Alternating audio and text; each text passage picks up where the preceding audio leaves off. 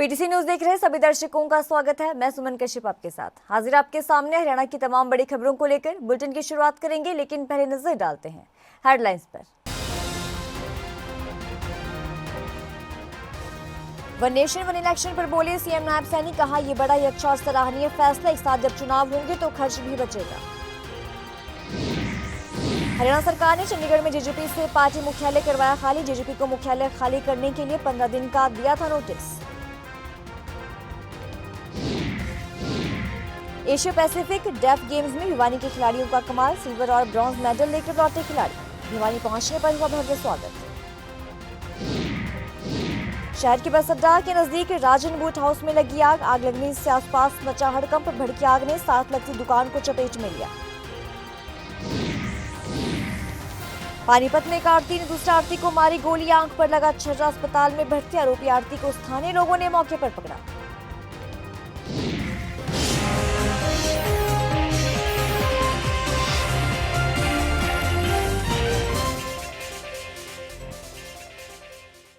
और अब खबर विस्तार से। हरियाणा के मुख्यमंत्री नायब सिंह सैनी ने वन नेशन वन इलेक्शन पर कहा कि ये बड़ा ही अच्छा और सराहनीय फैसला है जो आज केंद्रीय कैबिनेट मंत्री ने मंजूर किया है, क्योंकि एक साथ जब चुनाव होंगे तो इससे खर्च भी बचेगा। पहले अलग अलग चुनाव होते थे, भारी भरकम खर्च होता था और विकास कार्य भी रुक जाते थे। आज केंद्रीय कैबिनेट का वन नेशन वन इलेक्शन का फैसला सराहनीय फैसला है। मुख्यमंत्री नायब सिंह सैनी और खेल राज्य मंत्री गौरव गौतम ने कुरुक्षेत्र विश्वविद्यालय हरियाणा कुश्ती दंगल में पहुंचे और अंतर्राष्ट्रीय गीता महोत्सव पर पहली बार हरियाणा कुश्ती दंगल हुआ। देखिए, ये आदरणीय प्रधानमंत्री जी का एक विजन था। उन्होंने कहा भी था कि देश के अंदर वन नेशन वन इलेक्शन के तहत ही चुनाव होने चाहिए। इससे क्योंकि पैसे का भी बहुत ज़्यादा मात्रा में दुरुपयोग होता था, वेस्टेज होती थी, विकास की गति रुकती थी। और विकास की गति इसलिए रुकती थी क्योंकि हर 3-4 महीने के बाद कहीं ना कहीं चुनाव होते थे। कभी पंचायत के चुनाव, कभी नगर पालिकाओं के चुनाव, कभी विधानसभाओं के चुनाव, कभी लोकसभाओं के चुनाव, कभी और कोई चुनाव आ जाता था। तो इससे आचार संहिता के कारण विकास की गति रुकती थी, पैसा ज़्यादा खर्च होता था। परंतु आदरणीय प्रधानमंत्री जी का जो ये विजन है, ये स्वागत योग्य है। मैं प्रधानमंत्री जी के इस फैसले की बुरी प्रशंसा करता हूं कि उन्होंने वन इलेक्शन और वन नेशन वन इलेक्शन को जो मंजूरी दी है, उससे देश का खर्चा भी बचेगा, देश विकास की गति पर तेजी से आगे बढ़ेगा और आम लोगों को भी उसका आम जन को लाभ होगा।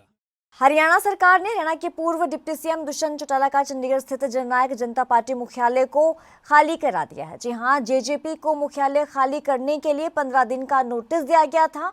जेजेपी का ये मुख्यालय पिछले 5 सालों से चंडीगढ़ के सेक्टर 3 स्थित एमएलए फ्लैट में चल रहा था। तब ये फ्लैट पूर्व डिप्टी सीएम दुष्यंत चौटाला की विधायक मां नैना चौटाला के नाम पर अलॉट था। हालांकि इस बार दुष्यंत और नैना चौटाला समेत जेजेपी का कोई उम्मीदवार चुनाव नहीं जीत पाया। तो सूत्रों की माने तो पार्टी का मुख्यालय पंचकुला में खुलेगा। ये भी चर्चा है कि पूर्व डिप्टी सीएम के पंचकुला के सेक्टर 21 स्थित निजी आवास में ये ऑफिस खोला जाएगा।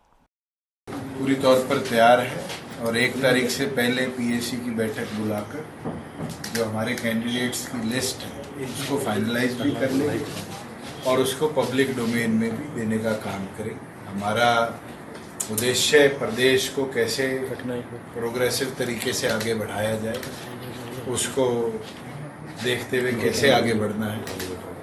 युवाओं के लिए, छात्रों के लिए इंसो के स्थापना दिवस पर पार्टी ने 10 घोषणाएं करी हैं, जिसमें एक बहुत बड़ी घोषणा है कि अग्निवीर जो वापस आएंगे वो सिपाही से अफसर कैसे बने, उसके लिए हायर एजुकेशन चाहे वो पीएचडी तक करना चाहें उसका सारा कॉस्ट स्टेट बेयर करे। इसी तरीके से अब महिलाओं का, किसानों का, छोटे दुकानदारों का जल्द पार्टी की जो कोर कमेटी है वो वर्किंग करके उन घोषणाओं को भी लेकर जनता के बीच में आने का काम करें। मैं मानता हूँ पिछली बार रविदास मंदिर हो, 75% रोजगार में कानून हो, 50% महिलाओं को पंचायत में हिस्सेदारी हो, 8% बैकवर्ड ए को हिस्सेदारी हो, जो पार्टी ने घोषणाएं करी उनको अचीव भी किया और आगे भी संगठन के साथी जो घोषणाएं करेंगे उनको मजबूती के साथ हम जनता के बीच में लेकर चलेंगे, जनता के विश्वास के साथ आने वाले समय में पूरा करने का काम करेंगे। कहते हैं कि जब हौसला मजबूत होता है तो इंसान कुछ भी कर सकता है। ऐसा ही कुछ कर दिखाया है भिवानी के दो खिलाड़ियों ने, जो डेफ एंड डम होने के बावजूद भी 10वें एशिया पैसिफिक खेलों में सिल्वर और ब्रॉन्ज मेडल जीतकर लाए हैं। भिवानी के दिव्यांग खिलाड़ी जसपाल ने 1 से 8 दिसंबर तक मलेशिया के कुलालापुर में आयोजित हुई 10वीं एशिया पैसिफिक डीफ गेम में शॉटपुट गेम में देश के लिए सिल्वर जीता था, तो डिस्कस थ्रो में इस खिलाड़ी ने ब्रॉन्ज मेडल देश को दिलाने का कार्य किया। तो वहीं भिवानी के दूसरे खिलाड़ी अमित ने कुश्ती में ब्रॉन्ज मेडल दिलाकर गौरव बढ़ाया है और भिवानी के ही तीसरे खिलाड़ी रुपेश ने जेवलिन में दुनिया में 7वां स्थान प्राप्त किया। ये आस्था स्पेशल स्कूल के 3 बच्चे हैं और ये मूक बधिर बच्चे हैं, ना सुन सकते हैं और ना बोल सकते हैं। ये बच्चे 10th Asia Pacific game deaf game हुआ था मलेशिया में 1 से 8 दिसंबर को। उस गेम में इन बच्चों ने हरियाणा की तरफ से प्रतिभागी थे ये बच्चे वहाँ पे। तो हमारा लड़का एक बेटा है जसपाल जिसने शॉटपुट में सिल्वर मेडल और डिस्कस थ्रो में ब्रॉन्ज मेडल हासिल किया है। एक बेटा है अमित जिसने कुश्ती में ब्रॉन्ज मेडल हासिल किया है और एक बच्चा है रुपेश जिसने जेवलिन थ्रो में 7वां स्थान हासिल किया है। उसके कमर के दर्द की वजह से उसने 7वां स्थान हासिल किया है। और ये मलेशिया से गेम जीत के आया है, उसमें इसने सेकंड पे सिल्वर मेडल लेके आया है और 3rd पोजीशन में ब्रॉन्ज लेके आया और हमें बहुत खुशी है। इन्होंने देश का नाम रोशन किया और आगे भी ऐसे ही देश का नाम रोशन करते रहिए, हमें बहुत खुशी है। और अब 2025 में ये गोल्ड लाने की पूरी ठान रखी है, इन्होंने गोल्ड लेके आएगा। अमित की उपलब्धि में बारे में ये है जी, ये शुरू से स्टार्टिंग से ही रेसलिंग का प्लेयर है, बहुत मेहनत करता है और इसका पहली बार जो मलेशिया जाने के लिए मौका मिला है। इसका पिछले साल भी इसका जो है गोल्ड मेडल आया था नेशनल के अंदर, जब इसको ले जाया नहीं गया और अब की बार इसको पहला मौका मिला है। फिर भी इसने कुछ मेहनत करके ये ब्रॉन्ज मेडल हासिल किया है, लेकिन मेहनत तो बहुत करवा रहा है, आगे हम यहाँ से रखते हैं। सोनीपत शहर के बस अड्डा के नजदीक कपड़ा मार्केट के सामने राजन बूट हाउस में अचानक आग लगी। जी हां, आग लगने से आसपास के क्षेत्र में हड़कंप की स्थिति पैदा हुई। भड़की आग ने साथ लगती कपड़ा दुकान को भी अपनी चपेट में ले लिया। मौके पर डायल 112 की टीम मौके पर पहुंची और अग्निशमन विभाग की टीम को सूचना देकर मौके पर बुलाया गया और अग्निशमन विभाग कर्मचारियों ने कई घंटे की मशक्कत के बाद आग पर काबू पा लिया। तो आग शॉर्ट सर्किट के चलते मानी जा रही है और पुलिस भी मौके पर पहुंचकर मामले की जांच कर रही है। लगभग मैं आया था 9 बजे इधर बस स्टैंड कपड़ा मार्केट में, तो मेरे को एक दुकान के अंदर धुआं निकलता दिखा। तो मैंने गाड़ी रोक के अपनी बाइक तो बंदों को सूचित किया कि घटना स्थल पे भाई मौजूदी बंदे जितने थे उन्होंने आगे शटर उखाड़ा इनका। उखाड़ने के बाद आग भड़क चुकी थी, तो मैं फायर ब्रिगेड में फ़ोन किया। भाई फायर ब्रिगेड मौके पे आ चुकी थी और उन्होंने आके अपनी कानून कार्रवाई की और प्रशासन भी आया था और इनकी थोड़ी बहुत जो दुकान में सामान था वो एंड हो चुका है। और भाई ये घटना स्थल पे मैं यहाँ पे भाई करीब टाइम ये था 9 बजे का और मेरा नाम है सुनील नैयर। मैं अपना बस स्टैंड आदर्श नगर पे अपना मकान है, तो इधर रख के हमने भाई देखा भाई किसी का भाई कुछ सेफ्टी हो जाए। भाई घर था एक मकान, कहीं उसमें कोई बच्चे तो भाई कोई बड़ा बूढ़ा तो है तो नहीं फैमिली। हमने ये भी चेक किया, कोई नहीं था वहाँ पे और सभी सेफ्टी से नीचे आ गए थे। सूचना मिली थी कि अपने कपड़ा मार्केट बस स्टैंड के पास दुकान में आग है, गाड़ी लेकर पहुंचे। हाँ जी। तो आग की गंभीरता को देखते हुए हमने तुरंत नगर निगम स्टेशन से गाड़ी सेक्टर 23 से और अपने हेड ऑफिस सेक्टर 3 से राई एजुकेशन सिटी से गाड़ी वगैरह हमने इकट्ठी की और आग में काबू पाया। कोई जानी नुकसान हुआ नहीं है, दोनों दुकानों माल का नुकसान है वो बाद में पता चलेगा। तो कितनी गाड़ी आई थी जी टोटल? हमारे 5-6 गाड़ियाँ मौके पर पहुँची। तो क्या शंका, क्या बता रहे, कैसे आग लगी, किस तरह? बस ये आइडिया यही बताया कि कोई शॉर्ट सर्किट इसमें जूते की दुकान थी, इसमें इससे दूसरी दुकान में आग फैली है। कितनी दुकानों में आग फैली? ये 2 दुकानों में थी। तो कितनी देर में कंट्रोल किया गया जी आग पर? ये लगभग 1 घंटे के अंदर कंट्रोल कर लिया। हरियाणा के पानीपत में एक आरती ने दूसरे आरती को गोली मार दी। इसमें आरती घायल हो गया, उसकी आंख पर छर्रा लगा है। आरती को सिविल अस्पताल में ले जाया गया, तो वहीं आरोपी आरती को स्थानीय लोगों ने मौके पर ही पकड़ लिया। घायल की पहचान जो है वो 60 वर्षीय ओम प्रकाश मित्तल के रूप में हुई है। मैं तो यहाँ काम कर रहे थे, झरना चला रहे थे और लाला जी वहाँ खड़ा थे। और मार्शल से वो आए हैं, इनको गाली पड़ने लगे जो मेरे घर में धूल जा रहा है। मैं पल्ली भी लगा रखा है। इसको बाद लला जी गया, मेरे क्या बात है, वो बोले जो इधर घुमा ले झरना।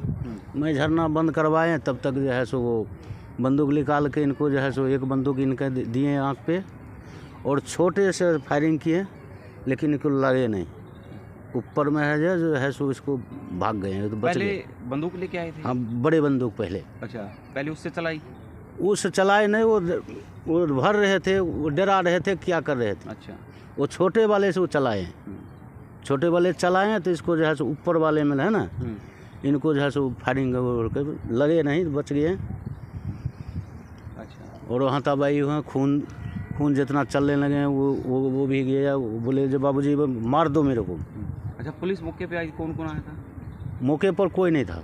पुलिस मौके पे आई थी फिर सूचना आने के बाद? उसको बाद पुलिस आए थे। अच्छा, सिविल अस्पताल लेके उनको? हाँ जी। एम्बुलेंस आई थी यहाँ? हाँ जी, हाँ। एम्बुलेंस में लेके गए?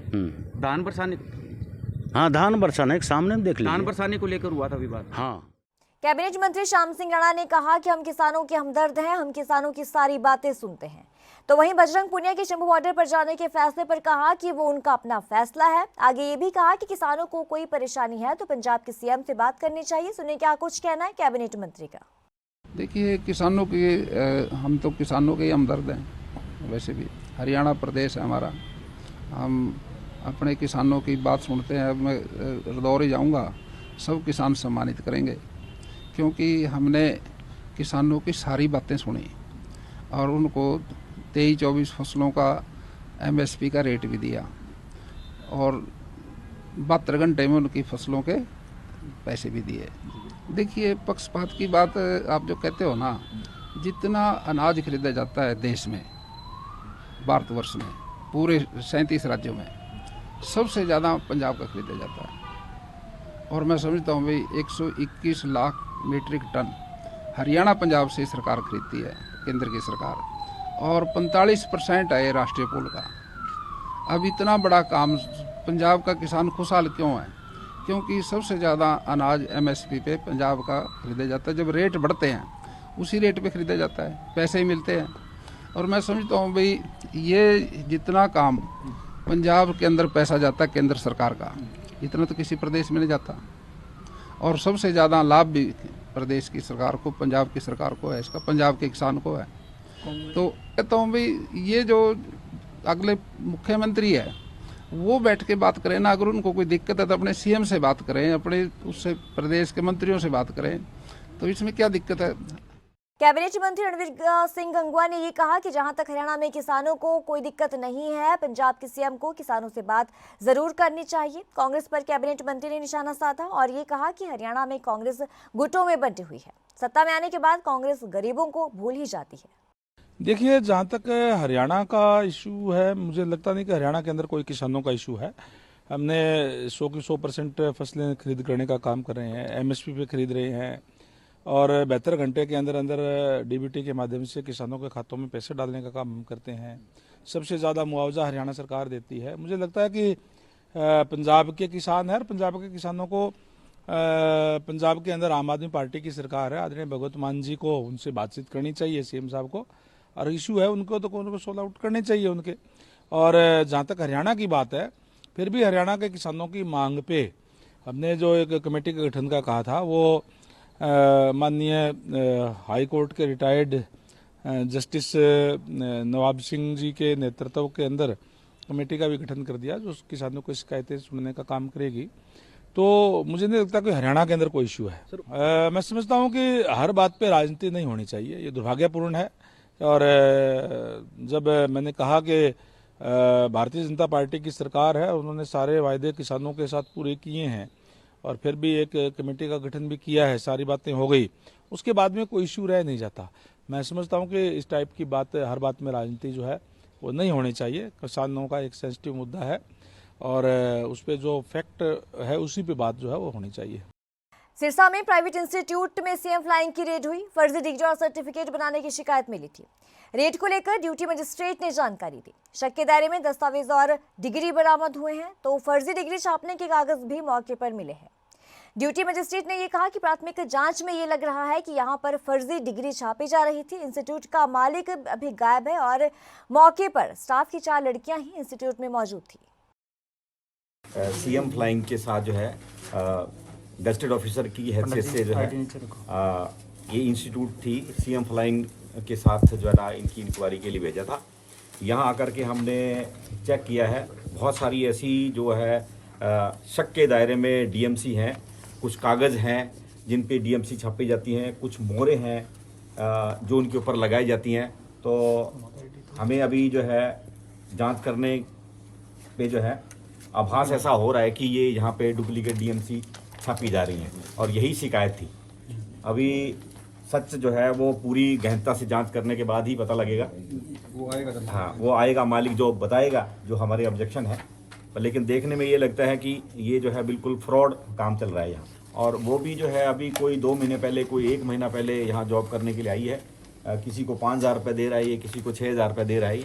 और गांव से हैं ये लड़कियां जो यहाँ पे हैं। वो उनका कहना है कि हम तो सिर्फ फ़ोन कॉलिंग करते हैं और हमें कुछ पता नहीं है इनके बारे में। तो वो जो आएगा वही बताएगा, जो इसका ऑनर है, कि क्या कर रहा है, सच क्या है। इस बुलेटिन में इतना ही। पल पल की अपडेट के लिए आप बने रहिए पीटीसी न्यूज़ के साथ।